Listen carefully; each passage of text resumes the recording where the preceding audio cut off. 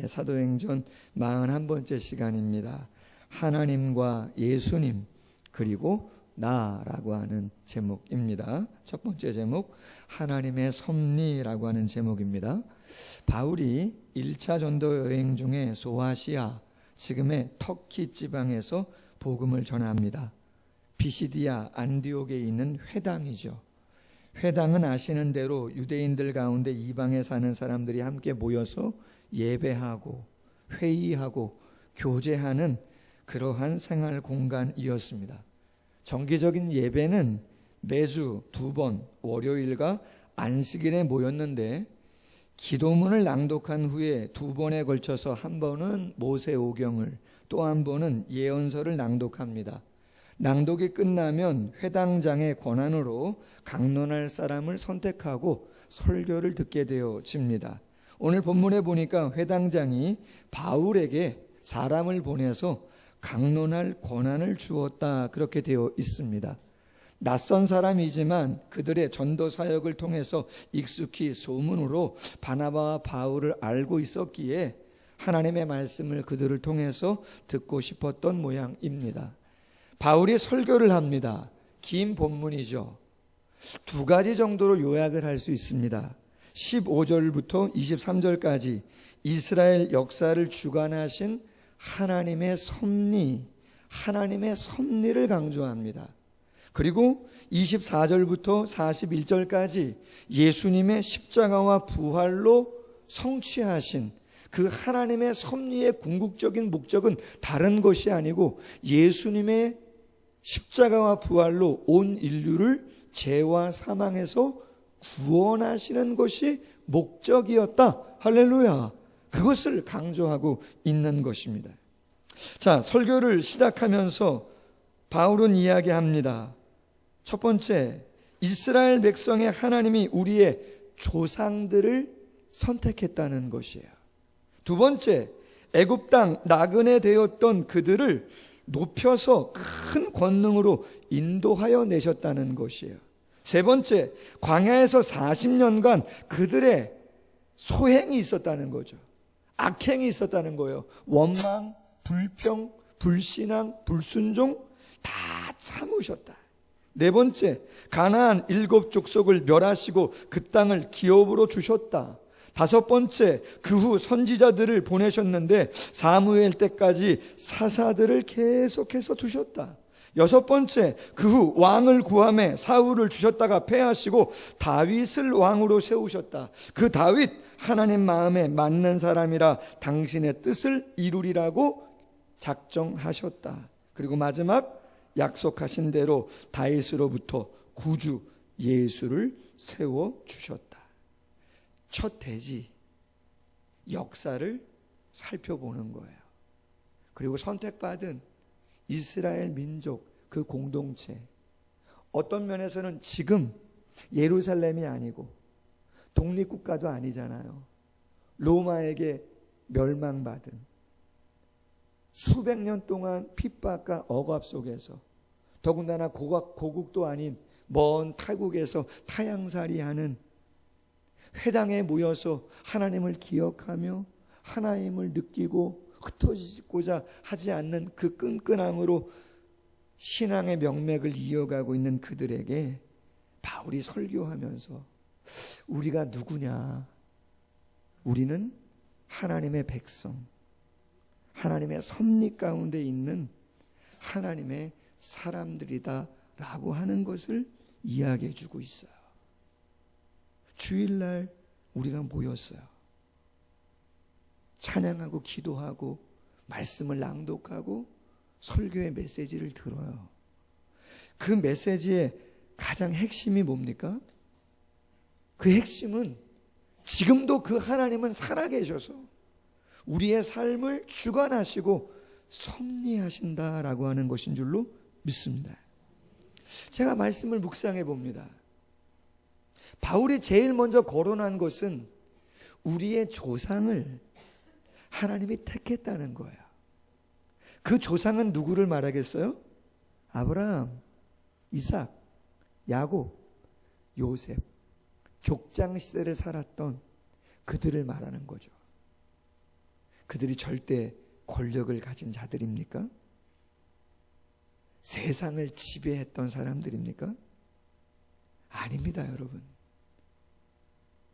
하나님은 인류 구원을 위해서 구원자를 보내시고자 계획을 갖고 사람을 택했는데, 우상을 섬기는 집안에 있던 사람, 자기 살겠다고 아내를 누이라고 속인 사람, 조금이라도 더 욕심 부리고 조금이라도 더 거짓말해서 자기가 유익이 있으면 그러한 결정을 서슴지 않는 사람, 태어나자마자 어머니가 4명이에요. 4분이에요. 이복 형제가 10명이에요. 그러한 아픔이 있는 가정에서 가정사를 경험한 사람, 그 사람을 택했다는 거예요. 뿐만 아니라 그들이 애굽에서 종살이하면서 400년을 살았는데 참으로 비참한 삶을 살았어요. 그런데도 하나님은 그들을 포기하지 아니하시고 창세기 15장에 약속한 대로 400년이 찾아 하나님께서 그들을 큰 민족을 이루게 하시고 이제는 약속의 땅으로 데려가시고자 큰 권능으로 그들을 이끌어내셨다는 거예요. 여러분 한번 생각해 봅시다. 미세먼지 그래도 뭐 그냥 살만하겠다. 저는 특별히 삼가동, 할렐루야, 부화산 밑에서 살아서 그런지 모르지만 공기가 좋아요, 이곳이. 그래서 미세먼지 그래도 잘 못 느껴요. 근데 얼마 전에 한 주간 미세먼지가 좀 상당히 심했던 적이 있어요. 근데 그 주간에 하루 지방을 좀 갔다 올 일이 있어가지고 지방을 가는데 한 2시간 정도 차를 타고 계속 가는데 말이에요. 계속 뿌연 거예요. 계속 뿌연 거예요. 여러분, 제가 그때 무슨 생각을 했냐면 이 정도에서 조금 더 심하면 정말 재앙이라 그러겠다. 그런 생각을 해봤어요. 여러분, 애굽에 내려진 10가지 재앙을 기억하죠? 피, 마시는 물도 피, 화장실에도 피, 시냇물도 피, 강도 피, 다 피예요. 침소에도 개구리, 교회에도 개구리, 버스 안에도 개구리. 제가 어제 이웃 교회에 임직식이 있어서 한번 차를 몰고 가는데 참 재밌습니다. 신호등에 걸렸습니다. 차를 멈춰서고 신호를 대기 중인데 옆에 버스가 와서 딱 씁니다. 옆을 잠깐 봤는데 사람들이 많아요. 근데 낯익은 얼굴이 있어요. 저희 교회 성도님이 한 분 타신 거죠. 반가워요, 안 반가워요? 반갑죠. 이런 그럴 확률이 많지 않잖아요. 근데 눈 한 번이라도 마주치고 싶었는데 피곤하셨나 봐. 주무시는 거예요. 주무시는 거예요. 여러분, 제가 무슨 말씀을 하려고 하는 거냐면 그 버스 안에 사람들이 많은데 제가 아시는 분이 거의 잠을 자세요. 만약에 애굽에 내렸던 개구리 재앙이 만약에 우리의 시간 속에 만약에 있었다면 그 버스간 안에서 그렇게 고운하게 단잠을 잘 수 있겠어요? 아니에요. 피, 개구리, 이, 파리, 아찌, 독종, 우박, 메뚜기, 흑암, 장자의 죽음이에요. 모든 가정, 한 가정 예외 없이 모든 가축도 첫 번째 생명은 다 죽는 거예요. 여러분, 그 능력을 누가 행하신 거예요? 하나님이 행했다는 얘기예요. 광야 40년, 가나안 정복 10여 년, 하나님이 450년을 인도했다.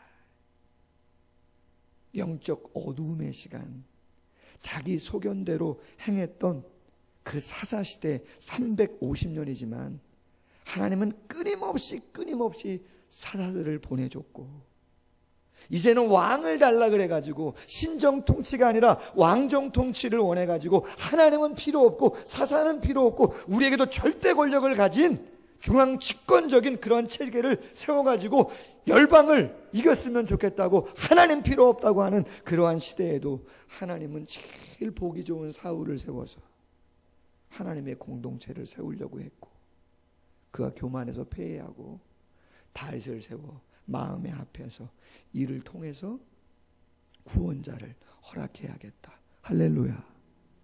그리고 나서 여러분 다윗 시대부터 예수님이 태어날 때까지 약 1000년의 역사입니다.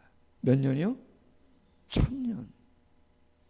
우리가 아는 것처럼 그 1000년의 역사는 이스라엘이 우리 한민족이 겪었던 그 엄청난 외란과 호란과 같은 엄청난 그런 환난 가운데 있었던 시간입니다. 바벨론에게 멸망당하고 북쪽 이스라엘은 아수르에게 멸망당해서 공중분해돼 버리고 바벨론에서 페르시아가 바벨론을 멸주르고 귀환했지만 그 페르시아는 헬라에게 멸망당하고 그 헬라는 로마에게 멸망당하고 지중해 조그만 나라, 너무 힘겨웠던 나라죠. 그런데 바울이 지금 설교하는 거예요. 그럼에도 우리가 믿는 그 하나님이 우리 이스라엘 민족을 선택하시고 도우시고 함께 섭리하셔서 여기까지 올 수가 있었다는 거죠. 할렐루야. 저는 말씀을 묵상하면서 이런 생각을 해봅니다. 2000년 전에 바울이 비시디아 안디옥 회당에서 디아스포라 나라에도 못 있고 타국에서 타향살이 하면서 힘겹게 삶을 살아가는 영혼들, 그들의 가정에도 가정사가 있을 것이고 하나님의 능력이 아니면 구원을 이야기할 수 없고 희망을 이야기할 수 없는 시간이 그들에게는 없었을까? 그들도 스스로 어찌할 수 없는 슬픔과 아픔이 그들의 마음속에도 있었을 것인데, 그러나 하나님은 한번 택했기 때문에 그 모든 것을 초월하셔서 섭리하셔서 그럼에도 불구하고 하나님은 당신의 뜻을 이루어 가더라. 그렇다면 2019년 오늘 이 아침 예배드리는 우리들은 과연 이스라엘 백성들의 상황과 같은 그러한 모습이 한편으로는 없는가? 제 안에도 있죠. 어제 여기 청소하면서 정리를 좀 하다 보니까 벌써 봄이 와서 그런지 나무들이 잘 자라는데요. 제일 잘 자라는 나무 중에 하나가 뭐냐면 여러분, 가시나무예요. 가시나무, 아카시아 나무 이런 거 있잖아요. 얼마나 잘 자라는지. 벌써 많이 자랐어요. 그래서 제가 톱을 가지고 빙 돌아다니면서 벌써 자라는 것들 다 안 되나요? 잘났어요. 좀 두꺼운 것도 있고 작은 것도 있지만 잘났어요. 여러분, 조성모 씨의 노래 중에 예전에 시인가 촌장 하덕규 씨가 불렀던 노래 중에 가시나무라고 하는 노래가 있는데 뭐 이런 거죠. 내 속엔 내가 너무도 많아. 내 속엔 헛된 바램들로. 내 속엔 내가 어쩔 수 없는 어둠. 내 속엔 내가 이길 수 없는 슬픔. 무성한 뭐 같다고요? 가시나무 같다. 쉴 곳을 찾아 지쳐 날아온 어린 새도 그 가시에 찔려 날아가죠. 우리는 내가 어쩔 수 없는 슬픔도 있고 내가 어쩔 수 없는 어둠도 있고 아픔도 있죠. 그러나 오늘 이 시간 꼭 기억하십시오. 하나님은 그 모든 시간과 상황을 초월하셔서 섭리하십니다.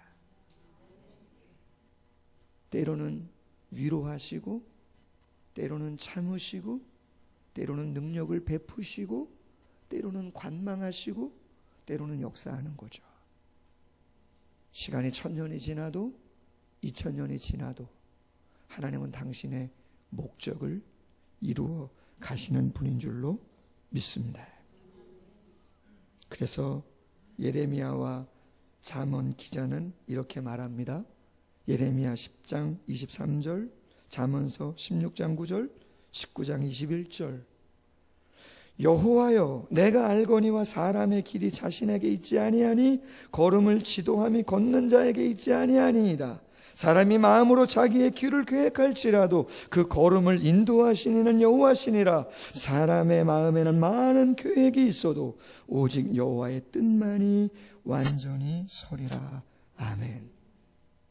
어떠한 삶의 정황이든지 하나님의 섭리 가운데 모든 것을 맡기고 오늘 우리에게 주어진 삶을 넉넉하게 감당할 수 있는 모두가 되길 소원합니다.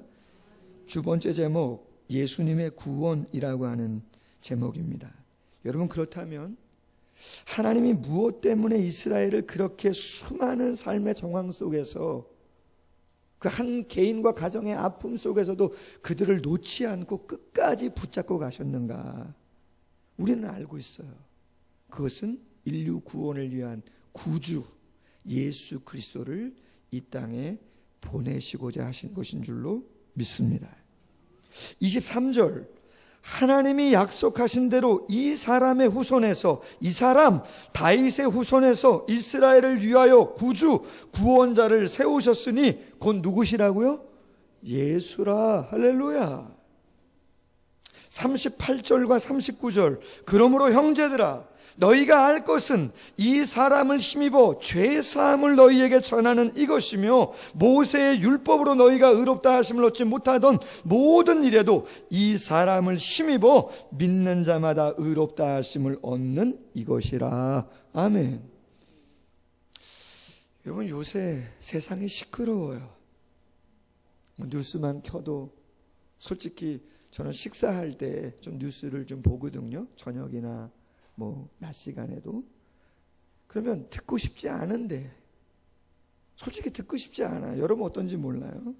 솔직히 듣고 싶지 않아요. 정말 필요한 뉴스들, 정말 기도해주고 싶은 뉴스들, 중요한 일들 있잖아요. 그런 것 좀 기도하고 싶고 그러한 정보를 뉴스를 통해서 솔직히 얻고 싶은 마음이 많이 있어요. 그런데 뉴스를 틀어보면 정말 마음이 아픈 일들이 너무나 많은 거죠. 실망스럽고 안타까운 일이 너무 많은 거예요. 법조계 판사님들이 어떻게 했느니, 검사님들이 어떻게 했느니, 경찰들이 어떻게 했느니, 심지어 저 같은 목회자들이 어떻게 했느니, 어떤 교회에서는 어떤 일이 있었느니, 제가 좋아했던 연예인인데, 좋았던 사람인데, 가정도 있는데 어떻게 저런 일을 저렇게 죄책감 없이 즐기면서 할 수 있나? 너무나 속상한 거죠. 여러분, 그러한 모습을 보면서 솔직히는 털어서 먼지 안 나는 사람은 있어요, 없어요? 솔직히는 없어요. 그리고 누구도 하나님 앞에서 절대적인 의와 절대적인 선의 기준 앞에서 온전하다고 인정을 받을 사람은 아무도 없어요. 그러나 우리는 알죠. 그래도 넘어가지 않아야 될 선이 무엇인가는 우리는 알고 있죠. 그런데 여러분 생각해 봅시다. 그 모든 것들이 과연 무엇 때문인가? 어떻게 해결할 수 있는가? 돈이 없습니까? 아니시잖아요. 돈이 넘쳐서 그러죠. 이슈가 되고 있는 그 장소에 들어가서 자리를 앉아가지고 자기가 원하는 걸 하려면, 기분을 내려면 우리가 상상하는 그 이상의 돈을 써야 된다고 하는 거 아닙니까? 말도 안 되는. 로마서 6장 22절과 23절은 이러한 말씀이 기록되어 있습니다. 그러나 이제는 너희가 죄로부터 해방되고 하나님께 종되어 거룩함에 이르는 열매를 맺었으니 그 마지막은 영생이라. 죄의 삭은 사망이요 하나님의 은사는 그리스도 예수 우리 주 안에 있는 영생이니라. 로마서 15장 55절 이하. 사망아 너의 승리가 어디 있느냐? 사망아 내가 쏘는 것이 어디 있느냐? 사망이 쏘는 것은 죄요 죄의 권능은 율법이라. 우리 주 예수 그리스도로 말미암아 우리에게 승리를 주시는 하나님께 감사하노니. 아멘. 여러분, 우리가 주일날 와서 예배하는 가장 중요한 목적 가운데 하나는 누구도 해결할 수 없는 어두움과 그 슬픔과 약함을 예수 그리스도의 십자가와 부활 앞에 다 내어놓고 다시 한번 용서함을 받는 것인 줄로 믿습니다. 그리고 그 용서를 받고 내 옆에 있는 사람들, 나도 부족하지만 사랑하는 사람들도 온전치 않을 수 있잖아요. 그들을 위해서 좀 더 기도하고 조금 더 중보하고 함께 하자는 마음으로 결단하기 위해서 이 자리에 나온 줄로 믿습니다. 마지막 세 번째 제목, 나의 삶이라고 하는 제목입니다. 나의 삶. 여러분, 그렇다면 하나님의 섭리와 예수 그리스도의 구원을 믿는 우리는 어떤 삶을 살아가야 되겠는가?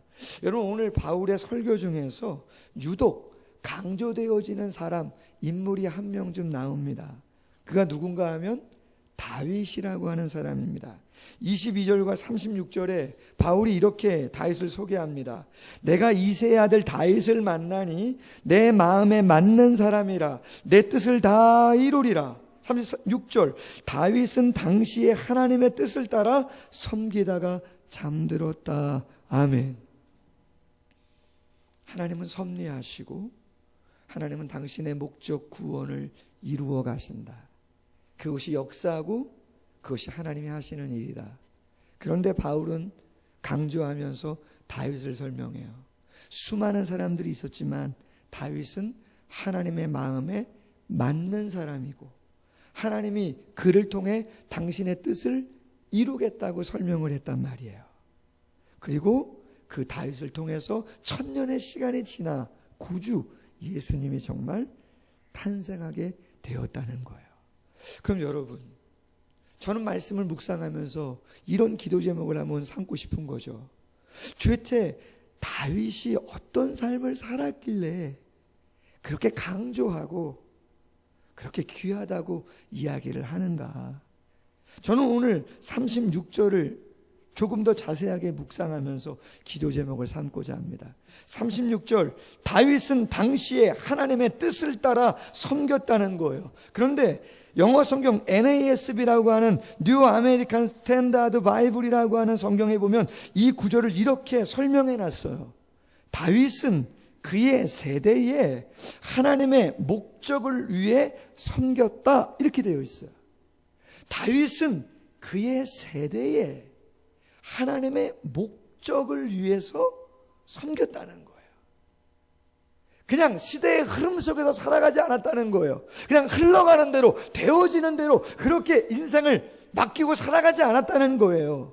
그는 자신의 세대에 2019년 한국 사회가 흘러가고 있는 이러한 영적인 기류 속에서, 분위기 속에서, 사랑을 그리는 교회가 체험하고 있는 상황과 환경 속에서, 내가 지금 경험하는 나의 가정의 크고 작은 일들 속에서 과연 하나님이 목적하신 것은 무엇인가 라고 하는 것을 조그마한 것이라도 놓치지 않고 캐치하고 그 목적을 이루고자 했다는 거예요. 할렐루야. 여러분, 오늘 본문 사도행전 13장 36절은 제가 수년 전에 사랑을 그리는 교회를 개척하면서 모토로 삼았던 기도 제목이에요. 여러분, 교회가 얼마나 많아요. 이 삼가동만 해도 16개예요. 우리 요 앞에 교회가 하나 또, 할렐루야. 사랑을 그리는 교회가 열심히 좀 더 해야 됩니다. 얼마나 하나님 보시기에 조금 그랬으면 할렐루야. 응원 많이 해주십시오. 자립할 수 있도록. 몰라요. 제가 개척을 해봐서 그런지 모르지만 그 마음 보통 마음 아닐 겁니다. 아마 여러분들이 비교해서 조금은 그렇지만 개인 사업을 하고 뭔가 아이템을 가지고 뭔가 처음에 출발하는데 얼마나 간절함이 있겠습니까? 이 주변에 한 16개 정도 교회가 있어요. 쉬운 상황이 아니에요. 제가 개척할 때 그렇게 많은 교회들이 있는데 홍 목사 왜 개척하려는 거야? 물음을 갖고 기도하면서 준비하는데 리그 오렌 목사님의 40일 목적이 이끄는 삶이라고 하는 소그룹 성경 공부 그 책이 있습니다. 제가 그 책을 가지고 리더들을 양육하는 청년들을 이끌어 가는데 그때 오늘 본문 말씀이 딱 나와 있는데 다윗은 그의 세대에 하나님의 목적을 이루기 위하여 섬겼다는 거예요. 할렐루야. 사람을 그리는 걸 왜 세우나? 이 세대에 필요한 교회를 세우고 싶다. 삼가동에서 살아가는 분들을 위해서 그 중고등부 학생들과 젊은 세대와 어르신들이 필요로 하는 것을 한번 적은 힘이지만 한번 애써 봐야겠다. 할렐루야. 그 마음으로. 그래서 여러분 어떤 면에서는 저 돈도 없어요. 돈도 없어요. 그런데 그냥 상가로 가는 것이 왠지 이 세대 속에서는 저에게는 하나님이 그런 마음은 안 주시더라고요. 상가도 많이 알아봤어. 진짜 하루에 명함이 6개 7개씩. 교회 문 딱 열고 나가니까 세상이 뭐라고요? 광야더라고요. 할렐루야. 교회에서야 목사님, 권사님도 목사님, 장로님도 목사님, 다들 목사님 그러지만 교회 문 딱 열고 나가니까요, 누가 저를 목사님, 아무도 그렇게 안 해요. 아무도 그렇게 안 해요. 좀 알아보러 왔습니다 그랬더니 아이고야.